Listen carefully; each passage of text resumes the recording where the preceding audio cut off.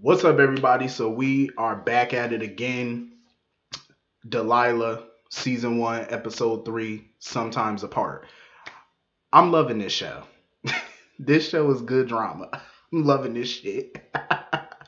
It's a lot going on. Like the mystery is just continuing. It's like this case is just growing a life of its own. Like it's just going a mile a minute.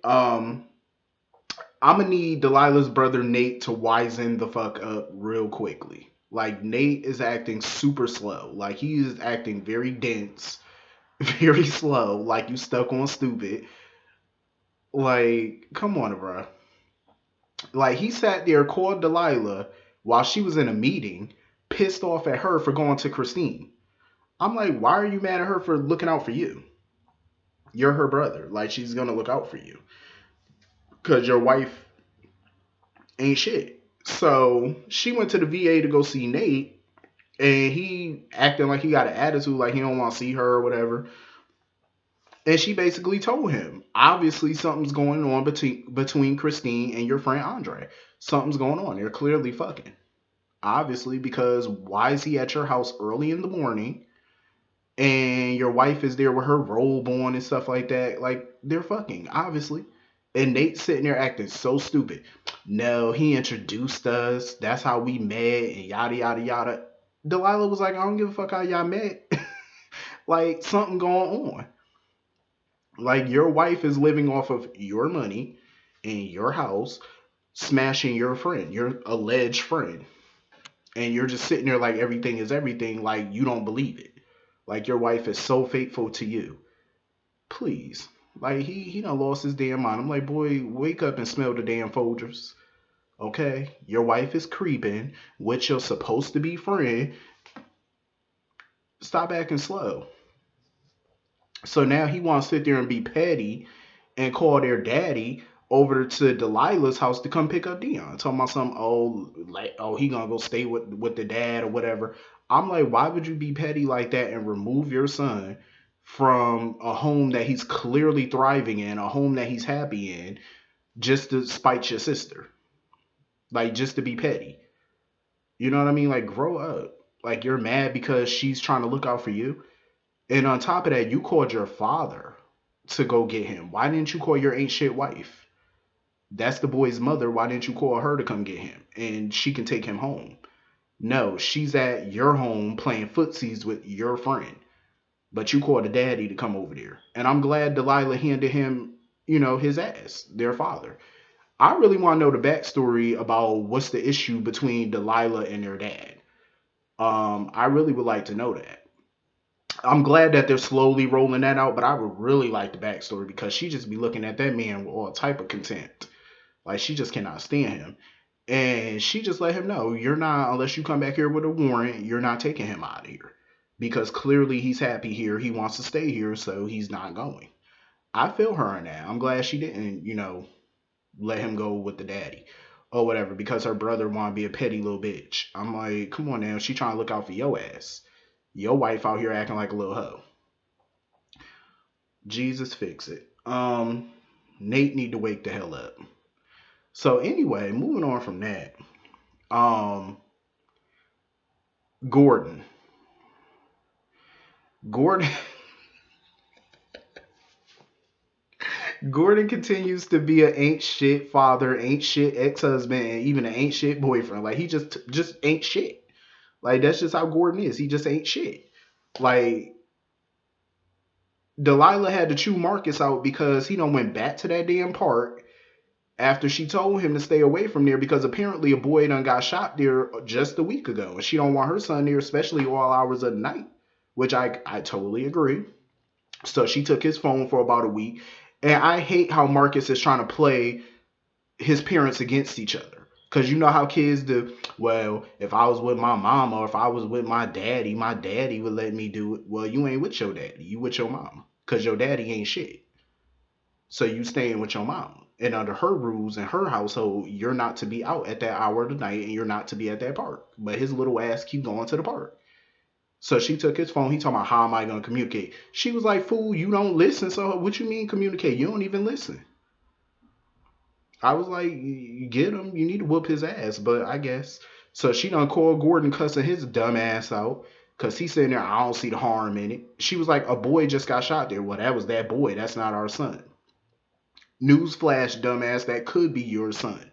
That's the problem with folk. They always sitting there talking about, oh, well, this ain't gonna happen to me. I ain't gotta worry about that. You don't know what's gonna happen to you. Anything can happen to you. A lot of people think they're not gonna get cancer. A lot of people think they're never gonna have a heart attack. A lot of people think they're never gonna get shot. Shit happens. It happens more often than you think. To the people that's always saying it can't happen to me. Yes, it can, dummy. You're not immune to this shit. Anything can happen to you. Like, he's so ignorant. Gordon is just all type of stupid. And so his little chick, what's her name? Cantia, whatever her damn name is, Cantia, whatever her name is. She's sitting in the background and gonna tell Gordon to hang up on Delilah. I'm like, excuse you? You need to lay to your hoe and mind your business. He talking to his baby mama. She called to talk to him. She didn't call to talk to you. How you gonna tell him to hang up on her? And he gonna sit there and do what she said. You know what, Delilah? I'm gonna go. Gordon, you just ain't shit. And old girl gonna sit up in the bed, just hang up on her. Mind your business. Who rung your bell? Who told you to speak? Mind your damn business. Like, Cantia, whatever, however you pronounce her name, she's just ignorant. Like, she really trying to be important to Gordon. Like, you are not important to that man. That man don't care nothing about you. He don't care nothing about his own damn kids. So what makes you think he care about your ass? He don't care about you. And then Cantia comes in the house. She talking about, oh, the landlord selling the building. We gotta move. Her friend, her roommate or whatever got a place, and yada yada yada got a place. Gordon knew exactly where she was going with that shit. That she wanted to move in, and he nipped that in the bud real quick. He was like, nah, we're not at that point right now. And apparently him and Canty have been back together for more than a year now. But Delilah don't know that they're back together. So I'm guessing Delilah knows about her. But she just don't know that they're together again. So that's what he worried about. Delilah finding out. But honestly, that should be a sign to Cantia that obviously he don't want you. And because even when she was telling him to hang up on Delilah, he was looking at Cantia like he's sick of her. Like he about to give your ass your walking papers any second. Clearly he don't want you like that. You're nothing but sex to him. That's really all you are. And once you start bringing your emotions into it, talking about we need to, move in, because we already know eventually she gonna be talking marriage, she gonna be talking kids, she gonna be talking X, Y, and Z, and he about to drop you before you even get to all of that. Like he's not gonna. No, that man is not for commitment. He don't walked away from his own damn family. What makes you think he about to sign up and start a new one with you? And he not even really taking care of the family that he got over here. Dummy. Why would you want a man who can't even pay $200 a month in child support? The hell wrong with you? Get you some sense. That man can't even come up with $200 a month for some child support, and this is who you want to be with? Grow the hell up. Get you some standards. And you could tell when he didn't want to move in with her, that hurt her little feelings. I said, duh. If he could do that shit to Delilah, cheat on her with several females, what makes you think he not gonna drop kick your ass at one point? At some point in time, he's gonna drop you just like a bad habit. He's gonna do it. If he could do it to his wife and the mother of his kids, he's gonna do it to you. Dumb dumb.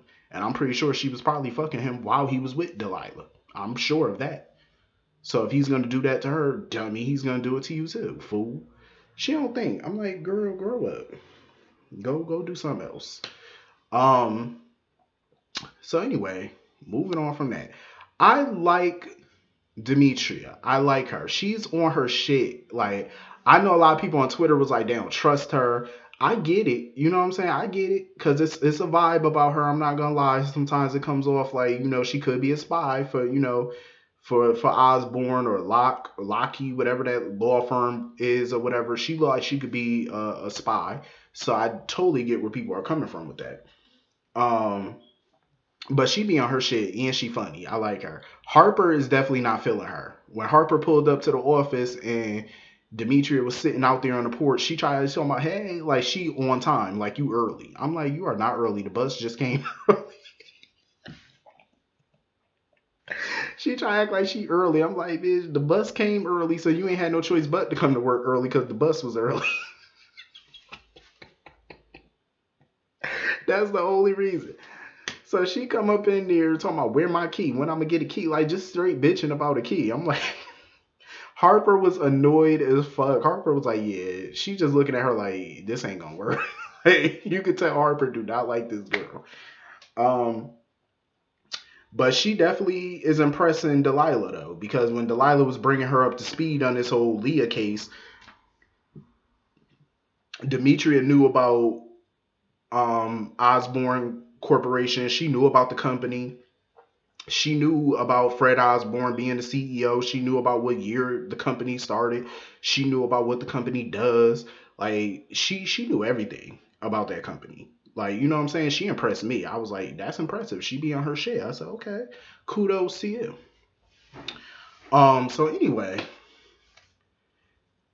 I'm gonna need Dimitri. I mean, I'm gonna need Delilah to get with Jamal real quick because he called her on some smooth shit, you know, trying to take her out to dinner, but she had to let him know real quick, like I'm in the middle of a big ass case, and she felt like it wouldn't be the right time because he's cool with Casey, who's dating Tamara and stuff like that. They're all connected, and she felt like they needed to kind of separate this business from this personal real quick and resume personal relationships after the case was over, which I understood. But he talking about some, oh, so I call you in a month and stuff. I said a month, a month. Delilah, call him tomorrow. What you mean a month? You're not about to make that man wait no whole month to get up on that. Ain't no way. Shit is only dinner. You ain't got to sleep with him. You ain't got to marry him. It's only dinner, Delilah. And obviously, you need your springs clean, so go ahead and do it. Because Delilah stressed the fuck out. I don't care what nobody say. She's stressed.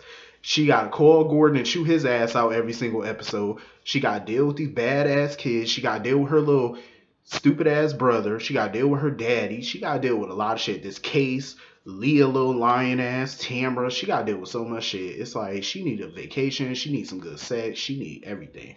Like the works. Um, so I was like, Delilah, go ahead and call that man to set up a date for tomorrow. Like, don't be waiting a whole month. That's just way too long to be waiting. I said, absolutely fucking not. So anyway, moving on from that, um, she gotta go deal with this Maya situation because you know Delilah got to meet with the lady, who they bought the violin from because she wants to give Maya some free violin lessons and stuff. And you know, Delilah was not with that free shit. I mean, she is with the free shit, but she wanted to know why was it the lessons free? Because she was like, you know, if it's too good to be true, usually it is. So she had to go meet the chick. Um, so her and the lady met, and the lady was throwing out a little innuendo real quick because she was like, you know, I'm glad that we are meeting because if you didn't want to meet me, I would have been suspicious because that would have told me. And she cut herself off. And from what I'm guessing, she probably was gonna say, well, if you didn't want to meet me, then that tells me that you don't give a fuck about your daughter's dreams and you don't care about her and her activities. That's how I took it as what she meant. Um, because she was like, so basically you're not in the market to pay for these lessons, like you ain't got no money to pay for these lessons. Delilah was like, hell no, I ain't got no money to be paying for these lessons. um so basically Delilah wants her daughter to have options. You know, she don't want her to just hang her hopes up on violin. And I understand that because that's like a lot of parents, they don't want their kids to just be actors and basketball players. They want their kids to go to school. They want their kids to go to college, get a degree, you know, have some type of fallback plan just in case their dream don't work out. So that's pretty much what the lady was trying to tell Delilah, like, let Maya follow her dream. You know what I mean? And I understand that too. I understand both sides because you already know if Delilah tries to get in the middle of Maya becoming a violinist and stuff professionally and all that stuff, you already know Maya's going to have resentment towards her mother. So I'm glad that in the end, Delilah was like, you could do the lessons. You know what I'm saying? You could do the free lessons and all that stuff because she's not trying to get in front of her daughter's dreams, but she also does not want her daughter to hang her hopes all up in one bag, put all her eggs in one basket with this violin stuff. It's a nice dream to have. Everybody got dreams, but you also got to be a little realistic about some shit too and have a fallback plan because not everything is going to work out. Everybody got dreams. Sometimes they work, sometimes they don't. You got to have a fallback. So I totally understand where Delilah's coming from. Definitely do. That's any parent. They want their kids to follow that dream, but shit, just be smart. You know what I'm saying? Like, have some type of fallback. I feel her on that. Get some type of license, CNA, nursing, whatever shit, whatever it is, security, whatever it is you want to do. Get some type of fallback, just in case that don't work. You know what I mean? Like, you don't want to be asked out. So this whole Leah case versus Osborne, this shit is just getting out of pocket. So she basically chewed Leah ass out for lying to her because she want to know the full extent of Leah and Fred's relationship, like how they met, how they know each other, all of this. Because she confronted Leah about the pictures that Tamara sent her last week. And she was like, oh, trying to come up with excuses. Oh, we never did that. We never yada, yada, yada. Delilah was like, will you stop fucking lying to me? Like, Leah about to she about to make them lose their whole damn career at this point because I would drop her like a bad habit. I would seriously drop her as a client because all that lying, like, come on. Haven't you ever heard of attorney-client privilege? If you don't tell her everything and she finds out about it in court and she's surprised by it, it's going to make the whole case sink and it's going to make her look like an incompetent ass lawyer. You have to tell your attorney everything so she can win or she can try to win the best of her, the best she can. Like, she could do something for you. So basically, while they're talking, Tamara kept texting and trying to call Delilah. So Osborne basically has a new offer. They're willing to pay her 5 years salary for her to sign that document, giving up all her social media passwords and all her stuff. And you already know Leah, little money hungry ass, is ready to jump at the offer, but Delilah was like, no, because that's just one of the first offers. She said, no, we're not going to do that right now. We just going to, wait this out, go to trial, do whatever we can, see what we can come up with later. So basically, she telling her what was going on between her and Fred. So basically, she was an escort. Fred never paid her, but apparently he did pay her rent. And he offered her a job as an assistant so that way she wouldn't have to keep being an escort. And she wouldn't have to keep making money like that. So they getting ready for the reporter or whatever. And the reporter comes in. And the interview was going good at first. And that's when Nate started calling with his little shitty ass attitude. She goes back into the room and Leah sitting there talking about, because the lady was like, oh, what's these messages and who these messages are from? She said, oh, just another guy. And she was like, oh, these are men that you met through that website. I said, oh, hell no. I said, Leah, what is you doing? I said, you talking too much. You done told this woman all the tea about websites, escorting. I'm like, what is wrong with you, Leah? Leah, oh my God. So, Delilah had to come in and shut that shit down. And as the lady's leaving, it's another chick coming in there talking about she's the reporter. So the other girl that was there, she was a fake reporter. And of course, Mace, come through Mace, he had the face recognition and found her information and found out she's an actress. And Tamara's law firm hired her. They basically sent her over there. So of course Delilah thinks that Tamara was in on it, and Tamara was the one that did it. Because when she called Tamara was sitting there in her office watching Maya's violin performance again.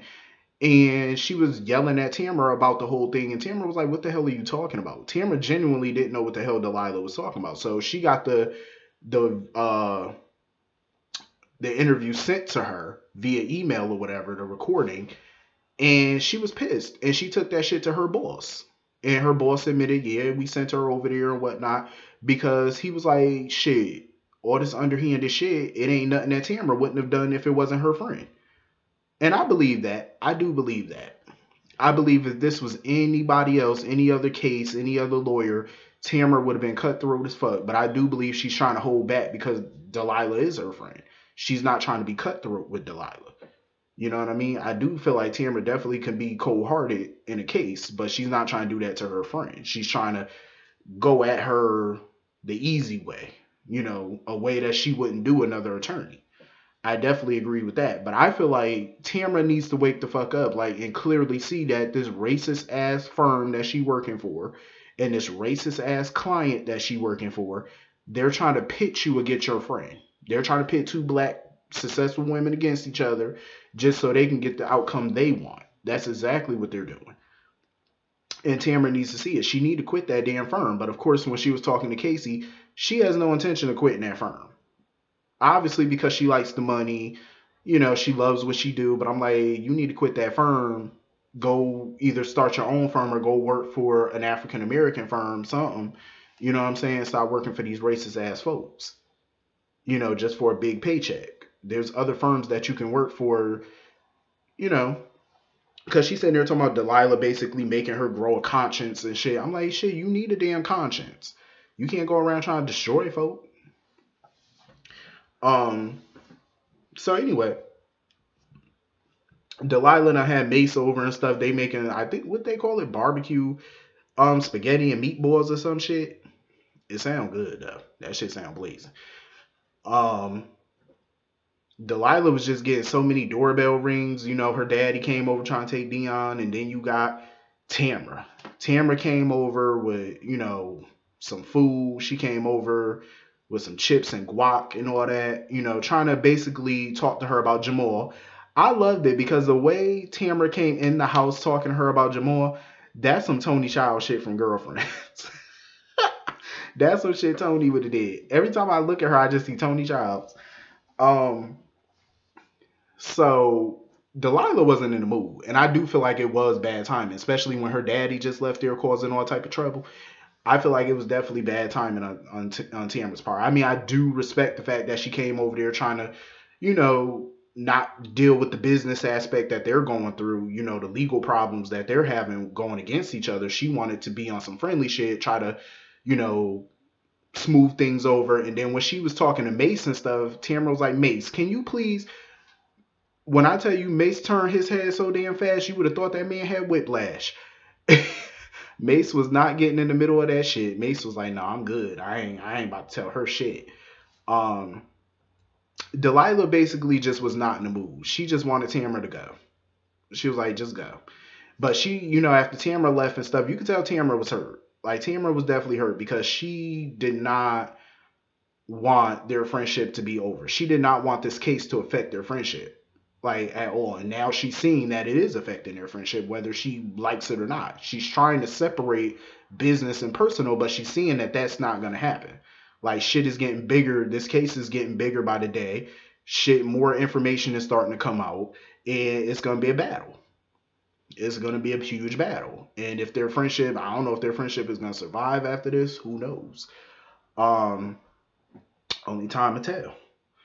So Delilah had to reassure her kids, especially Maya, that her and Tamara are still friends. They good, they cool. I'm like, I don't know for how long. Who knows? Um, so she get another ring at the damn door, another doorbell rings. It's freaking Demetria. Demetria is like, I done took 2 buses and the blue line to come here. I love Demetria. I love her. Like she about her business. So she came there with more documents and shit that she found about Osborne. And Nate is apparently attached to the shit because he claimed and told Christina he got ambushed when he got hurt. But they said it was a malfunction. It was a radio malfunction or whatever. Um that could have caused that. So now Nate is a part of this case now. I wonder to what extent is Nate a part? Like does he know what's going on? Like is he unethically a part of this? Like, what is going on? Like, to what extent is he a part of this? Like, I know Delilah was shocked and pissed, and even Maze told her, he was like, well, you need to go talk to your brother and find out what the fuck going on. Like, how is he directly involved in this? I wonder if Nate is involved in this, is the daddy somehow involved in this? Like, how far does this thing go? Because this whole Osborne case is turning into one big ass conspiracy at this point. I'm like, how who else is involved? How deep does this shit go? but she need to talk to Nate, and she need to talk to Nate ASAP. But this was a dope ass episode. I enjoyed it. I really did. Hit the comment section. Let me know what y'all thought about it, and I'll see y'all all later. Y'all have a good night. Peace.